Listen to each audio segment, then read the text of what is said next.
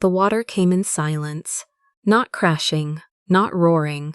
It simply arrived, sliding under doorframes, lifting stones from the lower city cobblestones, filling the night watch's boots before any alarm had time to sound. By midnight, the streets below the palace were knee-deep. A mother stood on the roof of a cartmaker's wagon, her daughter pressed against her chest, both watching the dark water rise around the wheels. No warning bells had rung. The tide towers had been sealed for 11 years under the Dry Crown Edicts. Inside the palace, High Damkeeper Corvith stood before his Alpha King and spoke in the calm voice of a man whose explanation had been prepared well in advance. The Tideborn Pax opened the eastern water gates, Your Majesty. They flooded their own districts to make the crown look weak. Alaric, King of Marrowtide, stood at the center of the war room and did not look at the window. He never looked at the windows when the water came. His jaw was tight. His hands, pressed flat against the stone table, did not shake. But he did not look at the window. The doors opened. 2 palace guards entered with a girl between them, her wrists unbound, but her expression that of someone who had learned not to reach for doors herself. Her hair was wet, her coat was stiff with salt, her hands smelled of fish and rope, and the weatherproofing oil used on trawler hulls. A lord near the back of the room made a soft, contemptuous sound. Someone else murmured "fish girl" behind gloved fingers. Alaric looked at her the way he looked at everything unfamiliar, calculating how much damage it could cause. "You predicted 3 dangerous tides in the last month," he said. "You were correct each time. What is happening to my capital?" Nerissa Vale looked at the floor. Not because she was frightened of the king, though she was, her heart hammering loud enough to feel in her teeth. She looked at the floor because there was water on it. A thin dark line had crept under the great eastern doors and was tracing the grout lines between the pale stone tiles, moving slowly, deliberately, the way tide water always moved when it was looking for somewhere to go. Her voice, when it came, was barely above a whisper, and it stuttered. "It is not coming in," she stopped. Swallowed. Tried again. "It is looking for a way out." The room went quiet. Corvith's expression did not change, but his hands, Nerissa noticed, folded very carefully behind his back. Alaric had not always been afraid of the sea. There was a time before the edicts, before the council, before the crown, when he had been a child watching the waves from a stone dock and thinking they were the most powerful thing in the world. His father had been beside him. Then his father had not been. The flood that took Aldrich the Elder came in the same silence as tonight's water. No warning bells, no tide readers on the dock walls. The Royal Council had dismissed the Saltmere fishing family's predictions as coastal superstition 3 days before the levees gave way. Alaric was 9 years old. He remembered the rain on his face like thrown gravel. He remembered salt water in his lungs. He remembered his father's hand. He remembered the exact moment it was no longer in his. When they found his father 3 days later, the Tideborn readers of Saltmere were already being blamed for the flood. It was easier than the truth that the royal dam system had not been properly maintained in 6 years. When he was crowned, the Dry Crown Edicts were among the first laws he signed. Tide magic banned. Tide schools closed. Large rescue vessels restricted. Fishing families barred from the Dam Advisory Council. All water warnings to pass through the Damkeeper's office before reaching the crown. Corvith had helped him write every clause. Corvith had said what a grieving young king needed to hear. The sea folk panic easily. A king who trusts them cannot project strength. Alaric had believed him for 11 years.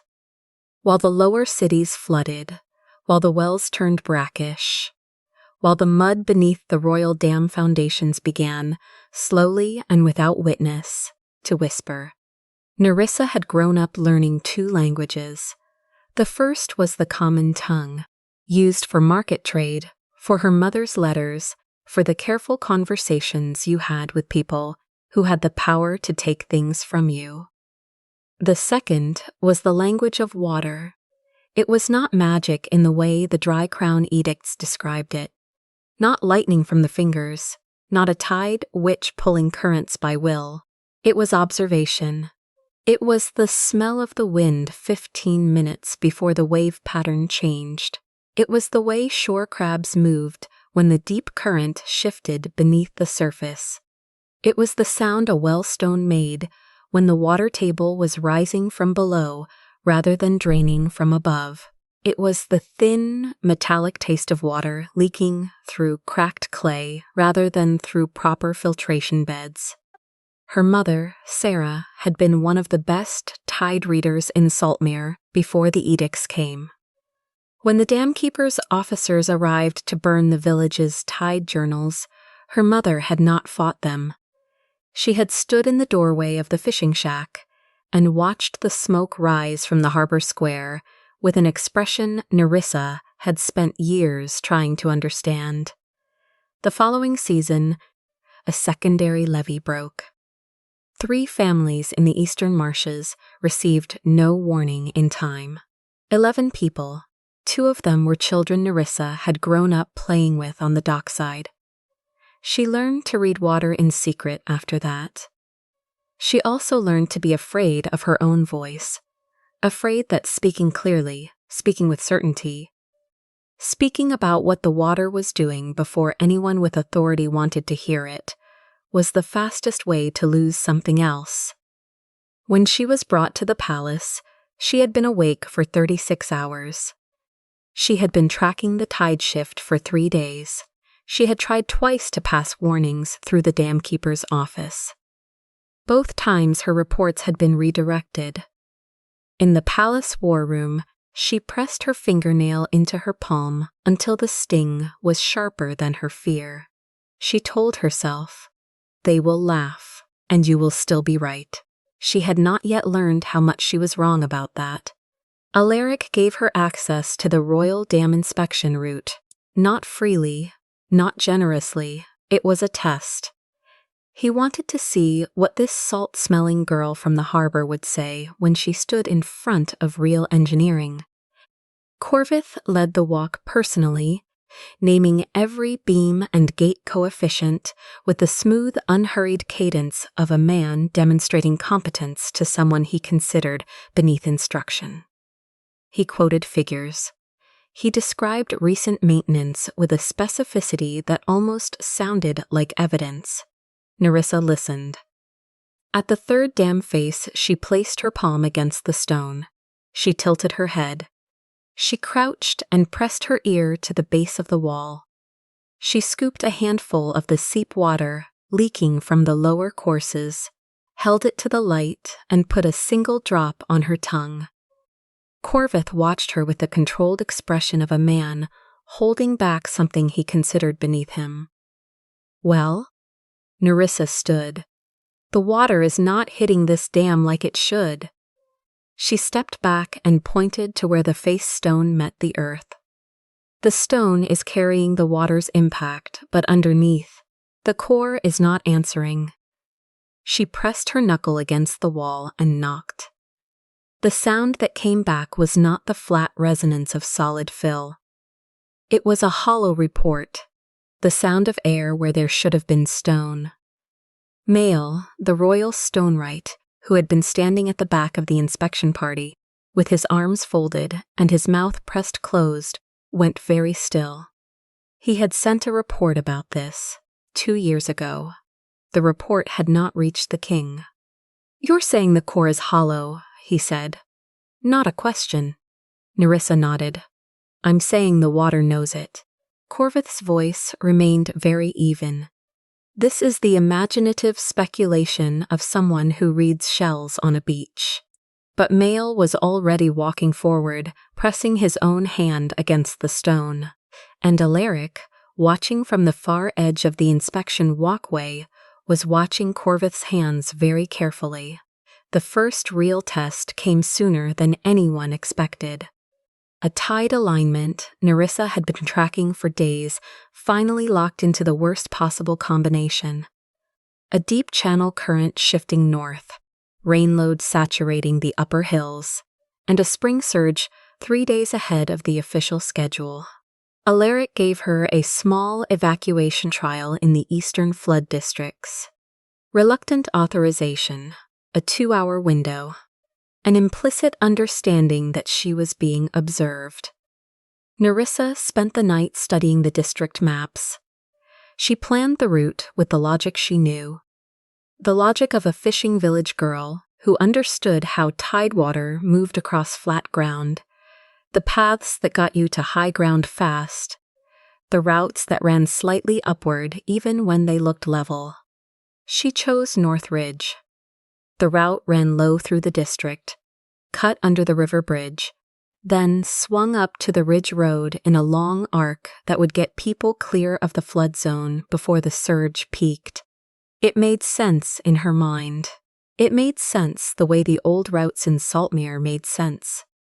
Efficient, direct, designed for moving boats and families quickly. She knew the water. She did not know the mountain. She did not know that North Ridge had received 42 days of continuous rain in the preceding 2 months. She did not know the ridge road surface had been showing stress fractures since the autumn. She did not know because she had not asked.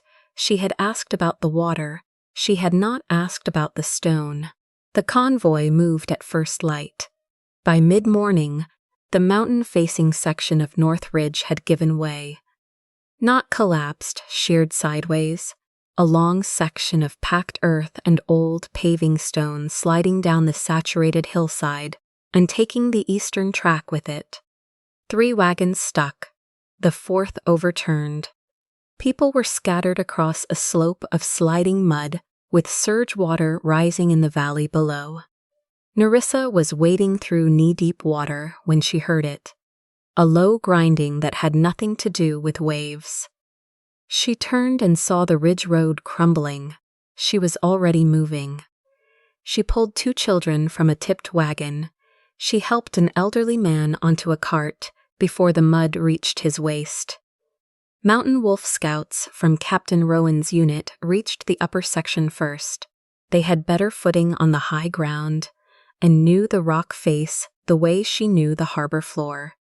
A boy named Finn, 7 years old, was found pinned beneath a tipped supply chest by the waterline. It took 3 of them to lift the chest. When it came free, Finn was breathing, 2 cracked ribs, a badly twisted wrist. Alive, 23 other evacuees were injured in the landslide, none fatally. But when Nerissa stood before Alaric that evening, mud still in her hair and river water drying cold against her legs, she did not try to explain the landslide away. She did not blame the ridge road's hidden damage. Rowan had not warned her fully, that was true, but she had not asked him. She had walked into a mountain evacuation with a fishing village map and assumed that knowing what the water was going to do made her qualified to know what the road would do when it got wet. I was right about the water. Her voice did not stutter this time. It came out flat and hollow, like an echo in a space that expected something more, and wrong about the road. Alaric looked at her for a long moment. She had expected fury. She had expected dismissal, the confirmation that a fish girl did not belong in royal emergency policy. What she got was something harder than anger. How many? 23 injured, she said. Finn the boy from the Wellside Quarter 2 ribs. She stopped. He was alive when they carried him out. I know, Alaric said, because your mountain scouts reached him before the water did. He said it like a correction, not a comfort. That will not always be the case. He was right. She left the war room without being dismissed and walked alone to the lower corridor, where she sat on a cold stone bench in the dark and felt the full weight of 23 names she now owed something to. Healer Brina found her there. Brina was not gentle in the way healers in stories are usually gentle, soft-voiced and patient, full of careful reassurances. She was methodical. She was honest the way people become honest after years of watching others flinch from the truth. She did not tell Nerissa the accident was not her fault. She took her to the Flood District Infirmary instead. 2 hours walking through the cots. A woman with a broken wrist described exactly where the wagon had been when the road sheared, a spot a local mountain runner could have flagged in 6 minutes if Nerissa had thought to ask. An old man with river water still in his lungs described the section of Ridge Road he had been warning the district council about for 2 years. A girl of 10 with her arm in a sling said she had known the road was wrong, because her father had said so every time they drove past it. Her father was the man with the water in his lungs. Nerissa asked him his name. He said it. She wrote it down. Mail came to find her the next morning. He was carrying his inspection tools in the same leather roll he always carried them, worn smooth at the handle from 30 years of dam assessments. He sat down across from her and set the roll on the table between them. He said nothing for a moment. Then, "Water does not kill alone, girl. No preamble, no softening. It asks stone where to enter." Nerissa looked at him. "I didn't ask the stone."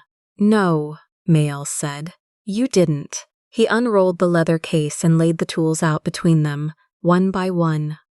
"So learn." Over the following days, Mael taught her to read stone the way she already read water, not with instruments alone, but with the slow, attentive patience of someone learning a second language from its ground up. She learned the sound of a compromised roadbed under pressure. She learned the difference between erosion crack patterns and stress fractures. She learned how long a saturated hillside could hold before the weight of its own water became an argument it could not win. She went back to Captain Rowan. That conversation was harder. Rowan was not a man who apologized easily. He had spent years leading mountain pack scouts through terrain that rewarded silence and punished sentiment. But Nerissa did not go to him for an apology. She went with a map. She asked him to walk her through every route between the flood districts and the highland shelter points, and tell her which ones he would not take with an injured wolf on his back. Rowan looked at her for a moment with the expression of a man reconsidering something. Then he sat down and picked up the map. The system she built across those days was slow and unglamorous, and nothing like the confident expertise she had brought into the palace. It had 8 components: tide reading, stone report, mountain route map, healer tridge, pack scout confirmation, local witness, rescue boat access, second route. Every evacuation plan had to clear all 8 before she would sign it. It was not elegant. It was not the work of someone who trusted herself to know enough. It was the work of someone who had learned what it cost when you did not ask. She thought of Elder Syra's words from the week before she left Saltmere. The tide does not ask if you are brave. It asks if you have left a path for breathing. Corvith moved while Nerissa was learning to read stone. He had been waiting for exactly this kind of failure. He brought his case before the Royal Council in a session Nerissa was not invited to attend. He described the landslide as the direct result of tide magic interference. He produced testimony from 3 district guards claiming to have seen tide-borne residents near the Ridge Road the night before the evacuation. He submitted a report, dated 2 weeks prior, though it appeared in none of the Damkeeper's records Mael could access, claiming that tide-borne activists had been deliberately undermining infrastructure to force the crown to restore their political access. He asked for the arrest of remaining tide readers in the lower harbor. He asked for Nerissa's removal from all royal emergency roles. Then he said something Rowan reported to Nerissa afterward, quietly, with a look in his eyes that had shifted from impatience to something colder. "The sea is useful, Your Majesty. It drowns the poor first and leaves the contracts dry." Nerissa knew what that meant. She had grown up watching the noble harbor mansions go up, stone by stone. In the same years the royal dam inspections stopped producing public reports. She knew what the sea drowned first. She knew who rebuilt on high ground while the flood districts filled. She went to Mail. Then Elder Syra, who had kept her mother's tide journals hidden in an oilskin chest beneath her floorboards for 11 years. Then Brina. Then Rowan. The 5 of them spent 3 days building not a case but a map. Not of water. Of what had moved through the wrong channels and why. Mail had kept copies of every inspection report he had ever filed.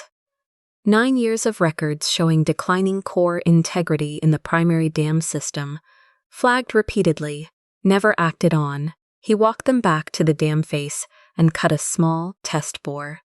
What came out was sand, river sand mixed with cheap gray mortar. The fill that should have been solid cut granite was not there. The granite had gone somewhere. Nerissa pulled the harbor construction records. 3 noble families had commissioned large-scale coastal projects.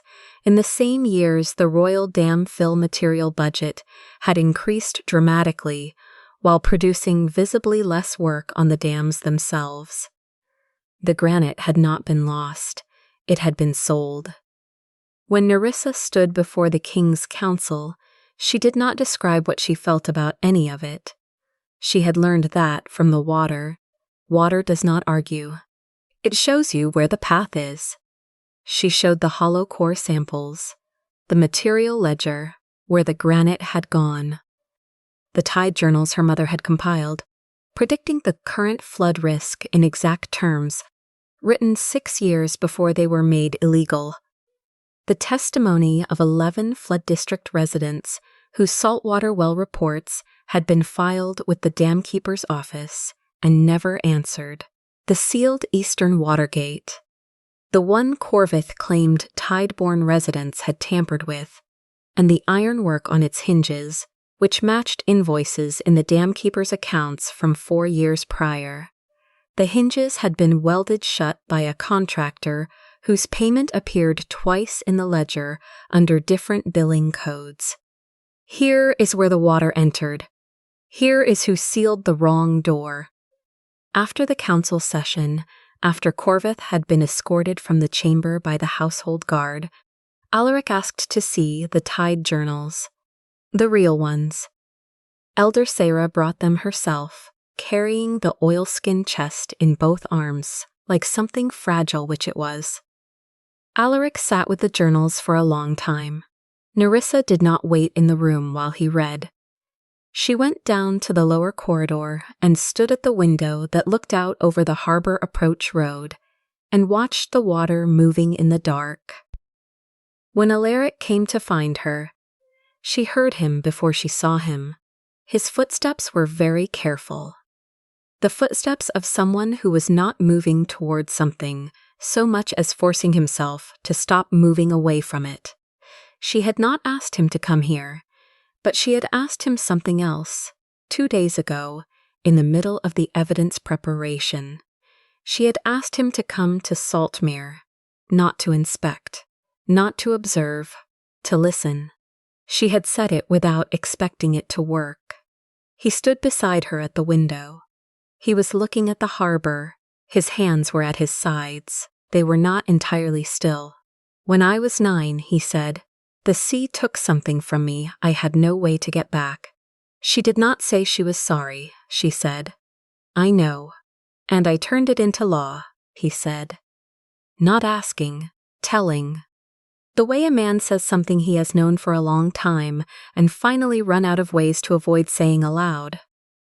Nerissa looked at the harbor. She thought of her mother standing in the doorway of the fishing shack, watching the smoke from the burning tide journals rise over the harbor square. She thought of the 11 people who had not been warned.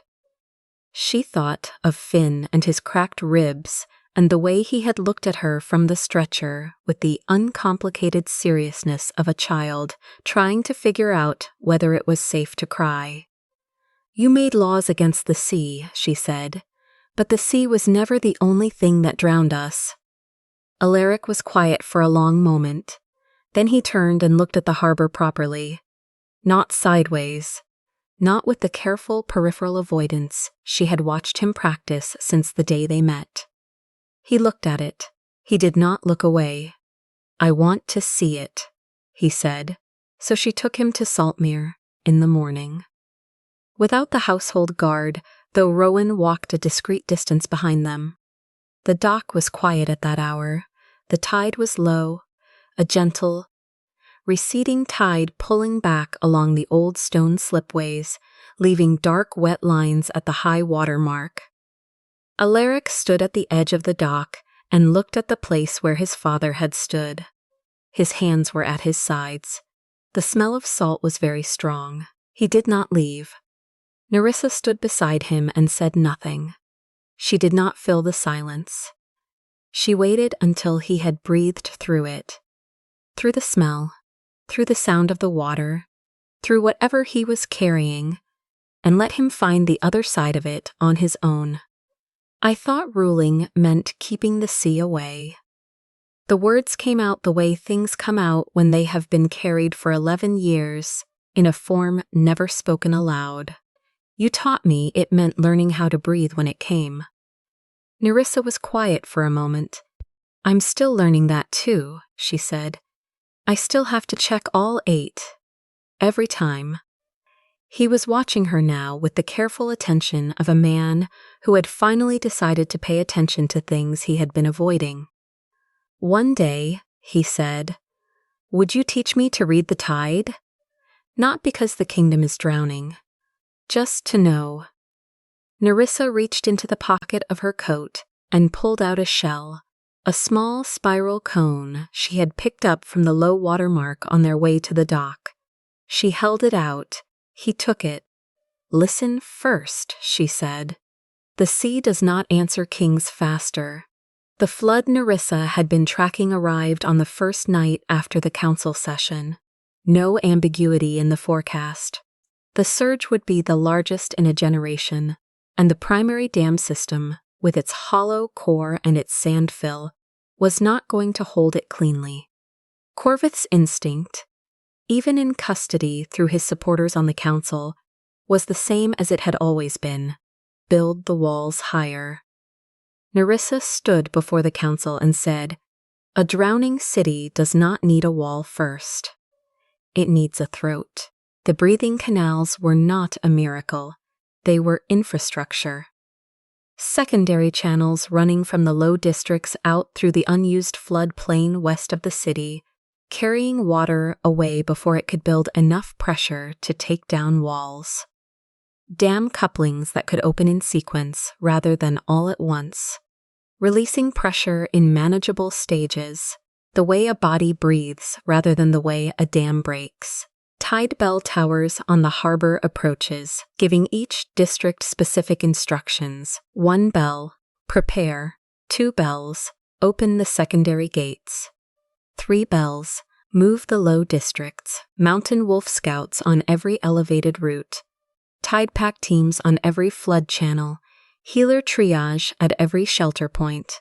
Local witnesses at every route confirmation. A second route for every evacuation corridor. Alaric looked at the maps. He looked at Rowan, who gave a short nod. He looked at Mael, who was tracing a canal line with one finger and doing quiet arithmetic. Then Alaric said, "Open the canals." It was the first order she had heard him give that was not about keeping something out. The flood came at the 2nd hour after midnight, fast, angled from the northeast. driven by the same deep channel current Nerissa had been tracking for 12 days. The tide bell towers rang at midnight. One bell, then two. The secondary gates opened in sequence, south first, then center, then north, letting pressure equalize before it could build into a structural event. The water entered the breathing canals. The canals carried it. There was a junction near the old Tanners district where one canal backed up, water moving faster than the channel was designed to carry. Nerissa was on the eastern tidal platform when the scout report arrived. She did not move until she had asked 3 questions. She asked the local witness at that junction, a woman named Pessel, who had lived 40 years in the Tanners district, and whose opinion Nerissa had specifically requested before the flood began, whether the old underground cistern on the north side was intact. Pessel said yes. Nerissa asked Rowan whether the access road to the cistern gate was clear. 6 minutes later, a scout confirmed it. She asked Mail whether the cistern's retaining wall could absorb overflow at current volume. Mail had already calculated it. He said, yes, with margin. Nerissa authorized the secondary gate. The junction cleared. The canal system held. The city was not dry when morning came. The lower streets held 3 feet of managed water for 48 hours before the drainage cycles brought it down. 11 buildings in the lowest quarter sustained foundation damage. No one died.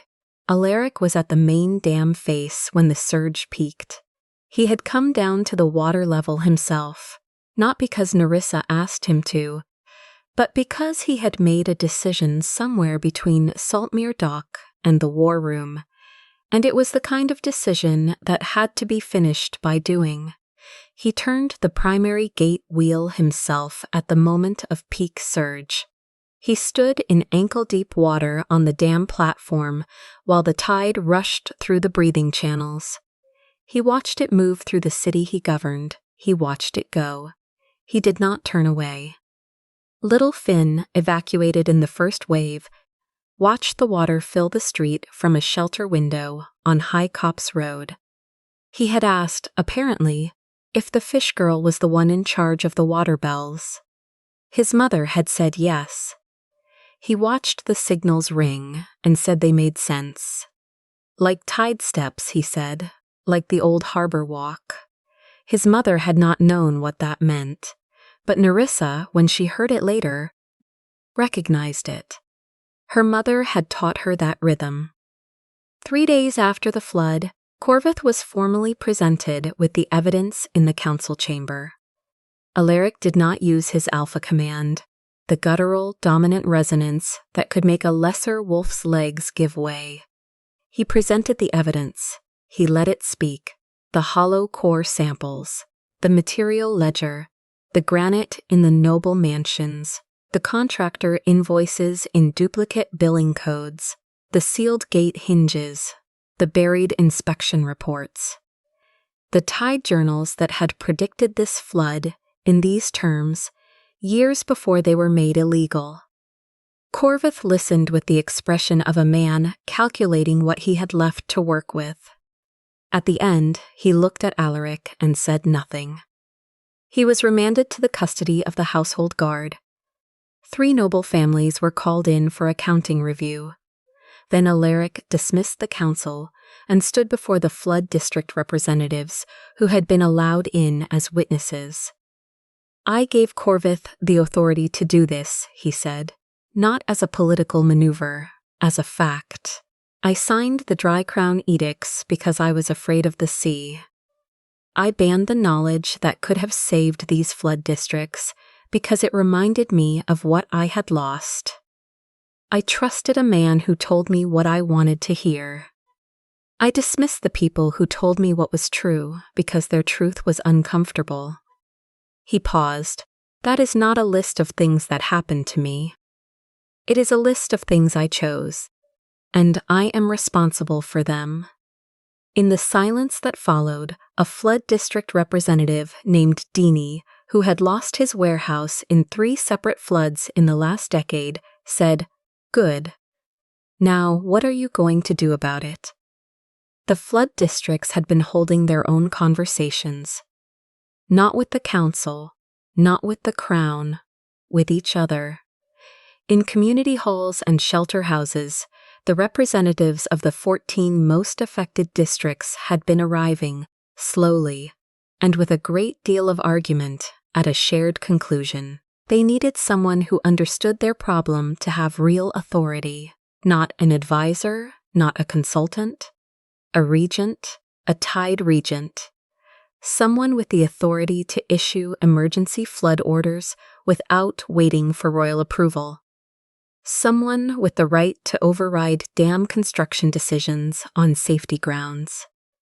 Someone with the power to grant evacuation clearance before the council finished its paperwork.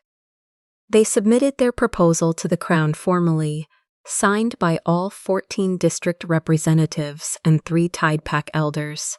Alaric brought it to Nerissa. "They are asking for you," he said.